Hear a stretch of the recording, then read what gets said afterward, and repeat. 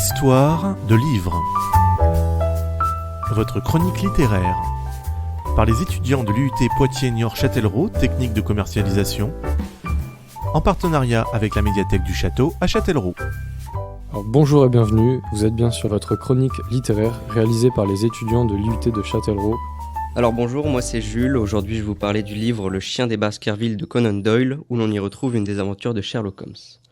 Alors pour ce qui est de l'histoire, une malédiction pèse sur les Baskerville qui habitent le vieux manoir de leurs ancêtres. Perdus au milieu d'une lande sauvage, quand un chien démon, une bête immonde gigantesque surgit, c'est la mort. Le décès subit et tragique de Sir Charles Baskerville et les hurlements lugubres que l'on entend parfois venant du marais, le grand bourbier de Grimpin accrédite d'une façon saisissante la sinistre légende.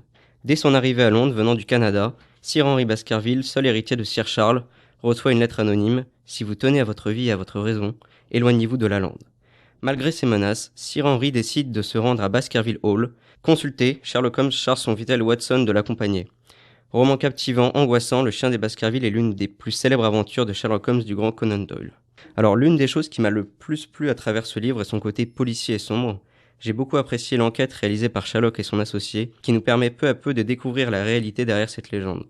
Si vous êtes amateur de romans policiers ou de thrillers, alors ce livre est fait pour vous, on y retrouve tous les aspects de ces genres. De plus, ce livre est pour moi un classique dans un sens, puisque c'est l'une des histoires les plus connues des aventures de Sherlock Holmes. Vous venez d'écouter votre chronique littéraire. N'oubliez pas que vous pouvez retrouver tous nos podcasts sur le site osondes.fr.